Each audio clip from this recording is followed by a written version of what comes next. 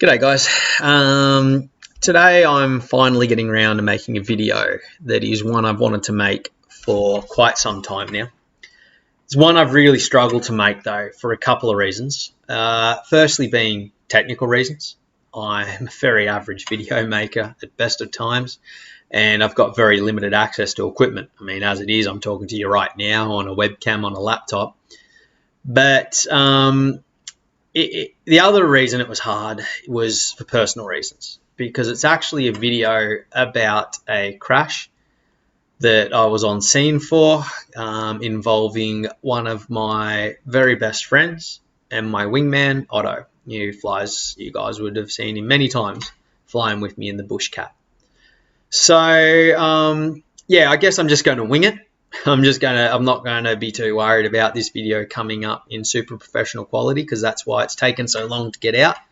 But as it's October and safety month, I'm going to put this video together. I'm going to send it to Otto first before I put it out publicly, and for obvious reasons, make sure he's happy with it.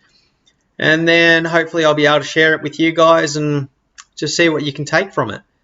Before I go any further, though, I do want to make it very clear that I am not a flying instructor, nor am I an air crash investigator. All I'm talking about in this video is my observations from on the ground. Doesn't make them right. They hopefully, though, even if they are wrong, they might just give everyone some food for thought for future.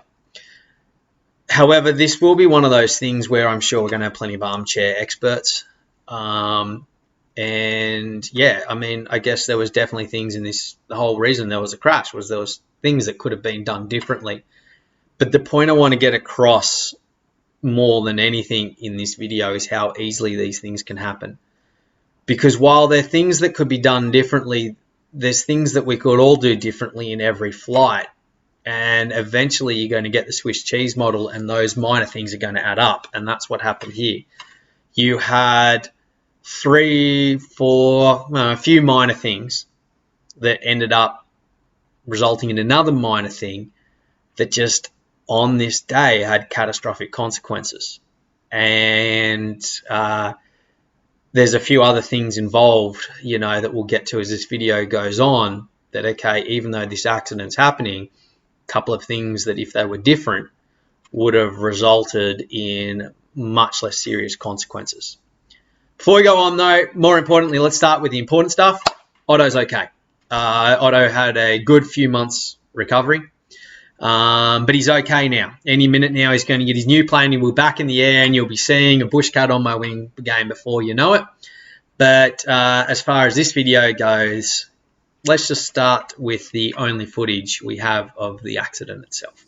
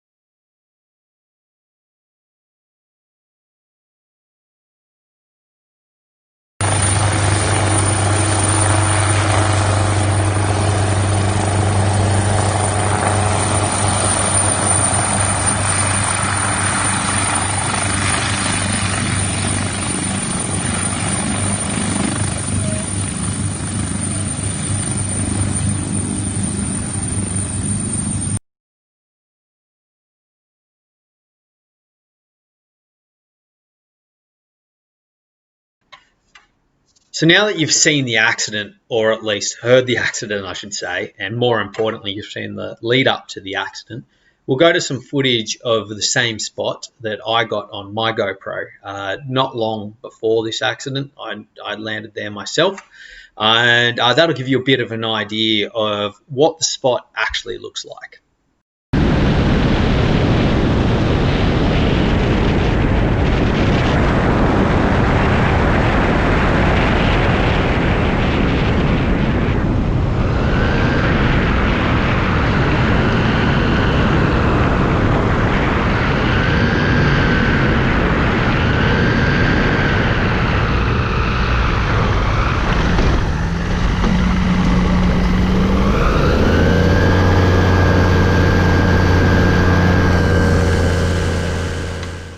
So what actually happened here?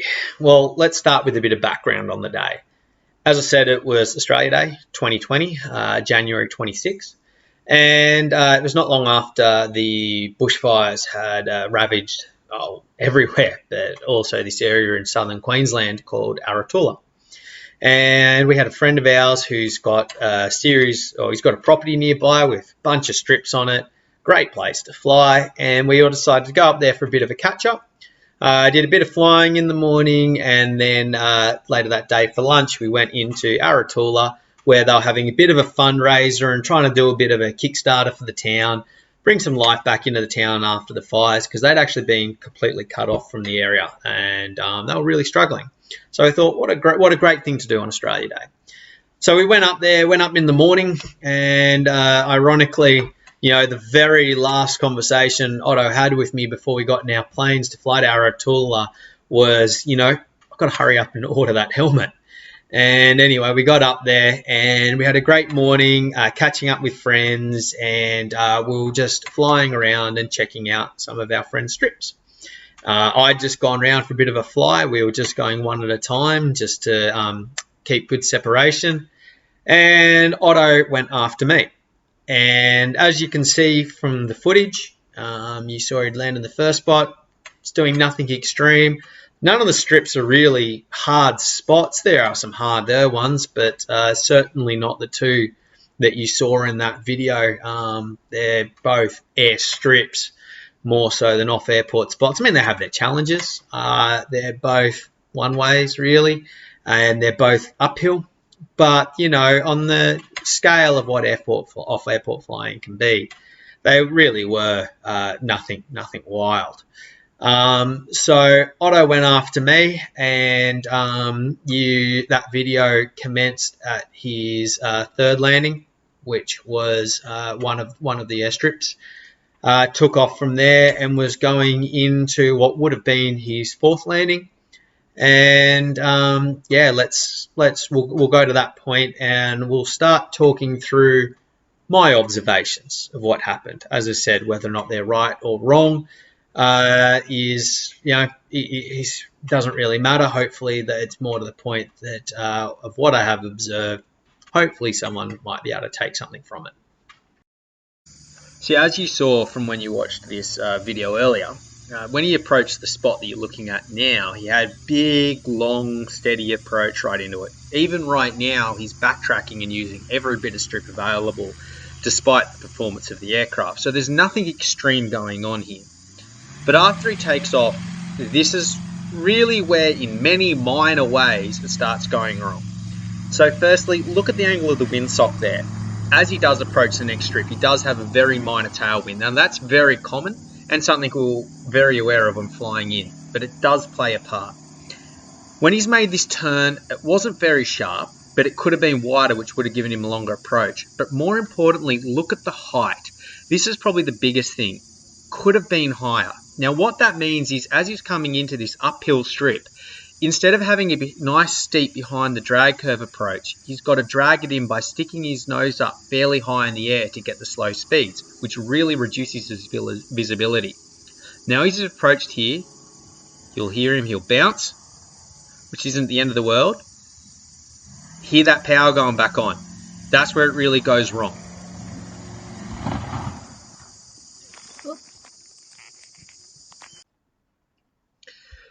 So after seeing that video, let's just review and talk about a few of the things that we just witnessed that would play part in the Swiss cheese model that led to that accident. And again, I know we're going to have the armchair experts sitting there, as they love doing, and critiquing and saying, oh, this is what was wrong and this is what was wrong. We know that. That's why we're having this conversation. The point is, though, they were all very minor. There was nothing major or extreme that went wrong, as you saw, that led to that accident. It was a series of very minor events, and that's what I want to talk about. So the first one was the turn. Now, a wider turn would have given a longer approach. Would that really have made a big difference here? Not necessarily, but it is worth keeping in mind that, giving yourself a bit more distance does give you more time to assess what's in front of you, get yourself comfortable and get yourself right. Having said that, a short turn and a tighter turn onto a strip is a very common thing in stolen off airport flying, and that certainly wasn't in the category of particularly tight ones, but it is one to keep in mind for future for anyone. If you do have the option to go a bit longer, sometimes it's worth doing, but you also don't want to be so long that you're putting yourself over terrain where you don't have alternative options. But just keep it in mind. The next thing was the tailwind. There was a very minor tailwind. It wasn't strong. There may have been a gust involved, but looking at the sock, it looked pretty steady in that video. But there was a tailwind. Now, it was something we were all very aware of. As I said, Otto wasn't the only one to fly into that spot. I was there as well. And it wasn't a strong tailwind. And, when we fly one-way strips, which I know I do a lot, I think most of the spots I fly are probably one-way. When we are flying one-way strips, often the tailwind isn't an option. In fact, personally, I more worry about the takeoff. So I tend to prefer a tailwind for landing. So I got a headwind for takeoff. But it certainly was a player here because we are talking about a bounce. And we'll talk about what happened in that bounce and how that led to the accident. The tailwind obviously does increase the chance of there being a bounce and will also increase the severity of the bounce. We had a reasonably high density altitude. You can hear by those crickets that it was quite a warm and muggy day. It was a January in southern Queensland. So it was quite hot and it was very muggy, and we had quite a high density altitude. So the performance we're going to get out of the engine, the propeller, and the wing won't be ideal. And again, in a case where you get a bit of sink, you're going to have higher chances of getting a bigger bounce, which again is what's happened here, same as the tailwind. Lastly was, and I personally, it's no secret I like a nice high steep approach. I'm a big fan of a steep approach, and I'm not a big fan of dragging it in. Where Otto exited that turn was personally lower than where I'd probably like to see an aeroplane. I think it's also lower than where Otto intended to be. But when you got your back to the strip at a hill strip and he's come around, it's hard to know exactly where you are in relation to the strip until you're lined up. Now, when he has lined up, he's lower than where he wants to be, but it doesn't necessarily mean it looks bad. And this is the case, I think, a good example of self-discipline. Where he came up, if I was in Otto in my plane, get that same sight picture, in reality, I probably would have tried to land it too. But I think in the case of self-discipline, we really need to, as pilots, decide what our sight picture needs to be. And if it's not that, don't do it. We've got to be quite strict. But I think that sight picture, it was a bit too low. And as a result, instead of having a nice steep approach down onto the strip, which would lower our angle of attack, giving us much better visibility over the nose, to get the same slow speed performance that we need for a stall landing, he's had to bring the nose quite high in the air. So basically, we've got a hillside like this, plane approaching with the nose in the air, and it's coming at the strip level. So we're coming in like this, level with the bottom of the strip, nose high in the air with very limited visibility, a tailwind, and high density altitude. And the other thing about this low nose high drag it in approach is that it actually gives us a higher forward inertia and a higher ground speed. See, the other advantage about a steep approach or behind the drag curve approach is that it actually gives us a lower ground speed for the same given airspeed, as opposed to a shallow drag it in approach where our airspeed and our ground speed have to be matched, and we have quite a high forward inertia. So as we're coming towards the hill here with our high forward inertia coming at this angle and the higher ground speed, that's also going to increase our chance of not only getting a bounce, but getting a bigger bounce. So we've got a combination of a lot of things here which are going to steer us towards the chances of having a bounce. The other thing is as well, the application of power there. We're going to need a lot more power. If we do want to climb and get out of things from that lower approach, we're going to need a lot more power to do it than a steep approach where we've got gravity on our side. So a little bit of power is just going to pull us through a lot easier. Anyway, so the aircraft has approached the strip and it's bounced. After this, we'll go through the accident, and we'll talk about where this applies as well. But I just want everyone to remember that application of power, full power that came in later on, not long before we heard the crash in that video. Anyway, let's go back to the bounce. We'll go to the strip now, and I'll talk you through what we found with the bounce. So what we're looking at here in this photo is looking actually down the strip. So Otto approached from that clear country. They would have been approaching towards the camera. Now, this patch of dirt, this actually played a significant part of the accident. What that was is there was a step down in the natural land of this ridge, and the property owner had filled it with dirt and leveled it out to actually make the strip safer. It took away a sharp step and gave us more strip to use. Look, ideally, landing on the dirt itself wasn't advised because it was still reasonably soft. But Otto didn't. He landed in that grass before the strip that you can see. But even though the soft dirt, actually landing on that dirt didn't play a part in this accident, that mound of dirt itself still did. So the things to take note of here is the dirt and the way it tapers down to the natural ground either side, and the tree stumps to the right in this photo. So the photo you're looking at here was actually taken after the accident. And so where the aircraft is sitting is not actually where the accident happened. This is when it had been recovered from the side of the hill. But hopefully what this photo will highlight to you is the way the dirt mound actually tapers down on the side to the natural ground level. You can see from this photo as well, this probably defines it even better, the steep slope where the ground level goes from the fill down to the natural level.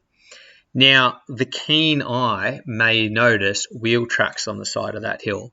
What's actually happened is when Otto's bounced, he's actually landed on the side of that hill.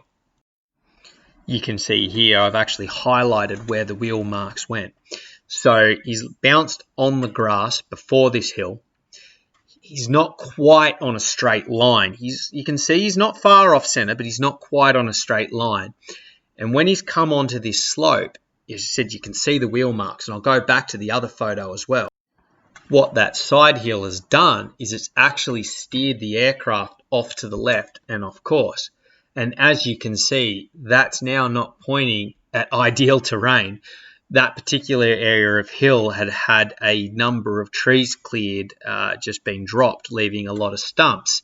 And it was only really that one spot. And but when in a tail dragger with very limited forward visibility, and one thing about the Bushcat is it does have very limited forward visibility, you can't see that terrain. And that really brings in probably the next and biggest thing about this accident. So now what we have is we have an aircraft that's skewing off to the side of the runway. It's carrying fairly high forward inertia following the bounce. It's right on the edge of flying speed. And this brings us to the biggest thing, which I see in this. It's something that's always been a big thing to me, and it's commitment points. Now, commitment points can refer to a few different things. Can we refer to a go-round point? at that point of where it's no longer safe to go around. But the other one, particularly in stall flying, I find it refers to as well, is that point of where we no longer put power back on.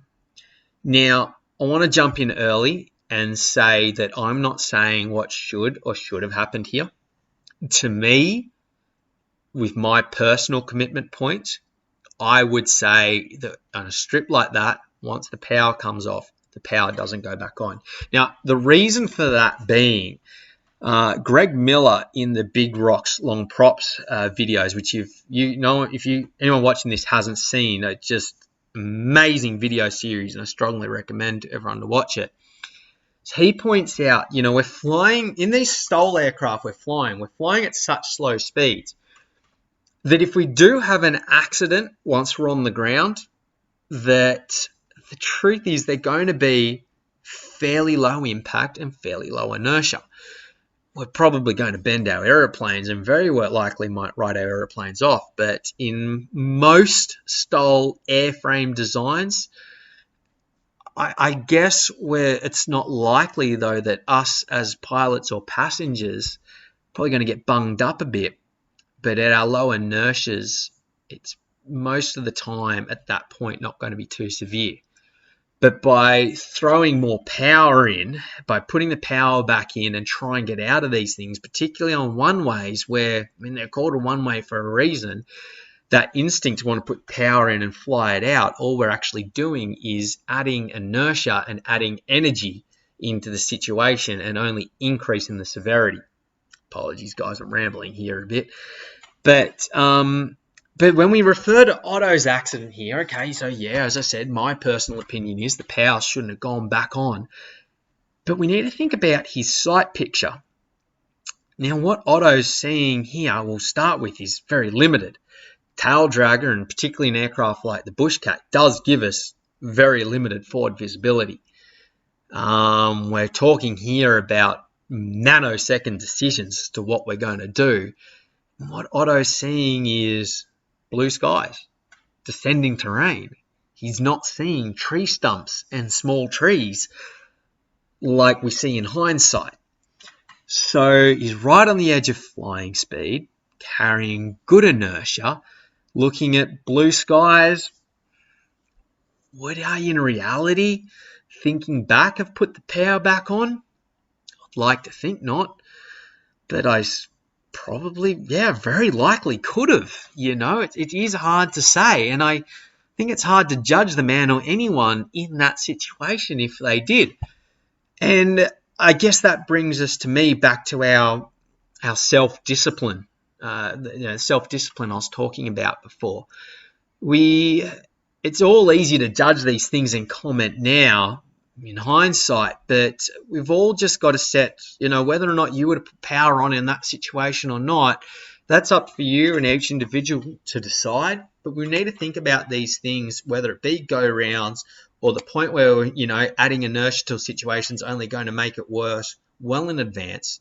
Set rules for ourselves and be very strict about sticking with them.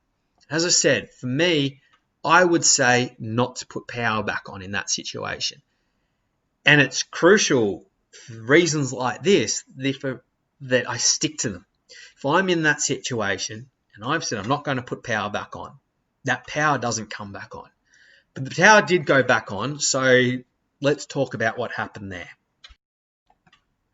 So the aircraft's now pointing to the left off the side of the hill, and the power's been applied, as we've already discussed. Otto's trying to fly it away, and he actually did just start flying. He was flying, but quite unfortunately, just a couple of inches from the end of his left wingtip, he's just clipped the very top of a tree stump, and here's a photo of that now. And so he's just clipped the very top of it, a couple of inches down from his wingtip. We'll go to another angle here, and you can actually, if you look closely, you can see the piece of fiberglass that it's taken off the wingtip. Anyway, that was enough to drag the left wing behind. Whether or not it stalled, I'm presuming it stalled. Let's work on the theory it did. But anyway, it was enough to make the aircraft spin round, rotated over its nose, You can see very clearly in the earlier photos how it's collapsed the right undercarriage. It's slid down to the right, so it's gone diagonally forward and to the right downhill, where the leading edge of the wing has clipped a very small tree. The tree has slid down the front of the wing and impacted the aircraft right where the wing and the fuselage join, right at the canopy. Look, all in all, we're probably realistically talking that impact speed into the tree. We're probably looking at, I don't know, let's say maybe at most a 30-knot accident. But something pretty bad's happened during that, and at some point, and we don't know why, the seatbelt's released. No idea whether it was a failure of the seatbelt or a failure for it to go on properly. Otto did have bruising on his shoulder and his belly to indicate he definitely was under the understanding, he had it on. He at least tried to put it on. And Otto's very fastidious like that. But, whether or not it was clicked up properly or whether it's failed, who knows? But it's enough to, as far as I'm concerned, that I always now double check that it is definitely done up properly. And I also went home and gave my seatbelts a good test on side force as well as just forward. I think a lot of people pull on the seatbelt, but I think an idea of doing a side load on the seatbelt never goes astray either. So it's something for you guys to check. But what it's actually done is, as that seatbelt's failed, he's somehow during the time of the accident been thrown into the passenger seat. So he's slumped over, and in that slump, his head's managed to get wedged between the passenger seat and the door, exactly where the tree's impacted. So unfortunately, his head has taken the full blow of the incident. And that's the reality, is that without that, this would have been a very minor accident. We would have got up to that aircraft and found Otto, feeling a bit shitty about his broken aeroplane. The other thing as well is, had he been wearing a helmet, this is a very low inertia accident, but had he been wearing a helmet, again, the worst that would have come from that accident would have been him trying to explain to his wife how he managed to break his aeroplane. Sadly, he wasn't wearing a helmet, and as a result, I got to the plane to find, quite honestly, I thought my friend dead. With a hand, I was able to rip the plane off the tree because it was jammed. His head was jammed in there. We couldn't move him at all. Got the plane off the tree, was able to take the pressure off his head, and ever so gently level his head so his neck was at least straight. Don't take my medical advice, people. A very, very, very minor first aid training. But my theory, at least at the time, was to at least get him breathing. Dr. ABC, danger. We knew there was no danger. There was no fuel leaking. We weren't getting a response out of him. And, of course, our next step is airways. So we leveled his head and started getting very minor gasps of air. But more importantly, we were getting air. When his head was on its side, we were unable to feel a pulse, and there was definitely no breathing. So anyway, we got air out of him, but again, as I said, had he been wearing a helmet, he wouldn't have been knocked unconscious, would have been able to respond, probably would have been able to get himself in a position he was able to breathe, and all in all, the accident wouldn't have really been anywhere near as bad as it was. So it did result in him being airlifted. He was actually, to be honest, dodged a hell of a bullet. It's found he had a fair few injuries over his body, but primarily there was a couple of hairline fractures in his neck, and did result in him wearing a neck brace for quite some time. But now he's fully recovered. He's doing well. He's going to be, as I said, back in the air with us shortly. But yeah, I think there's definitely, after this, I think we're probably coming on, getting close to half an hour in this video. And hopefully there is definitely a few things in there that we can all take away. To me, the biggest ones is never ignore the Swiss cheese model. You know, if you are to land a strip like that, I don't really know. There's a couple of things in there we couldn't have changed. You know, you're going to have that tailwind. You know, looking back, I wouldn't say I wouldn't fly into that strip again with the same tailwind because it wasn't that severe, but it definitely was a contributor.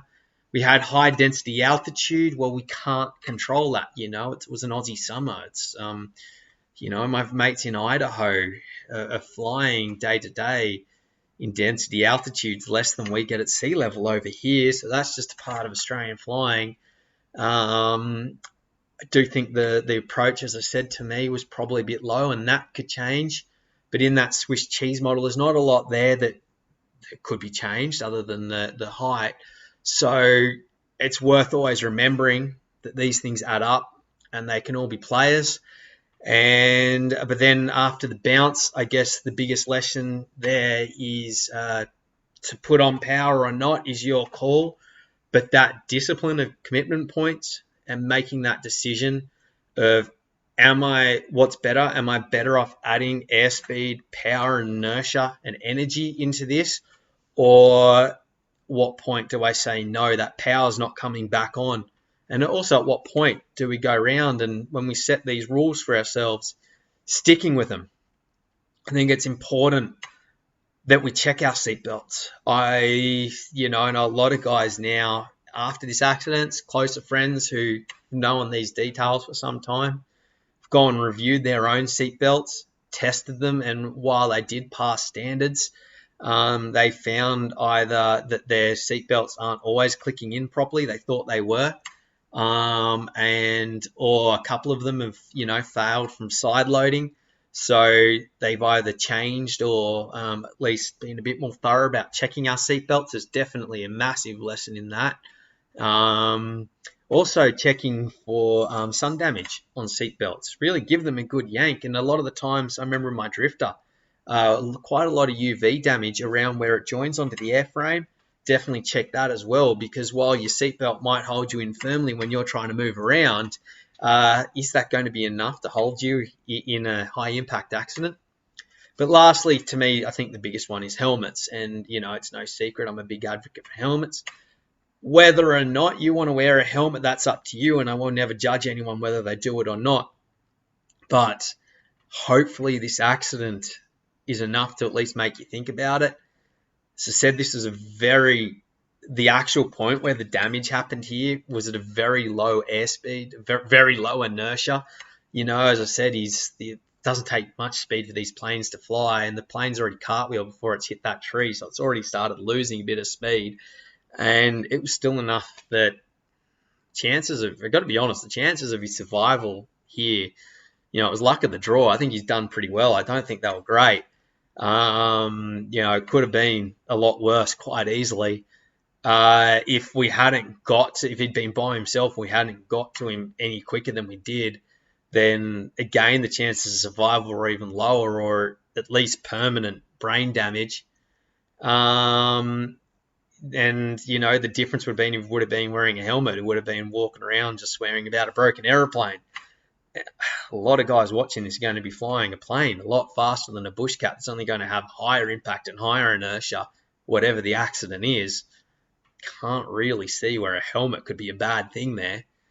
And I think the last one is having friends around. I always like when I'm off airport flying or doing anything that I think might be considered in that higher risk bracket, having other people around. We had people on the phone to ambulance well and truly before actually getting to Otto. We had people who were able to be with Otto and relay the information. Even if you're out flying and you're somewhere your friends couldn't land, at least you got someone who can report it, try and make contact with you, and at least tell someone where you are. Also, just having friends around that can help at the site of the accident. We had a lot of people who need a huge thank you, that were able to help medically, were able to help mechanically, were able to support the firefighters as they tried to get him out.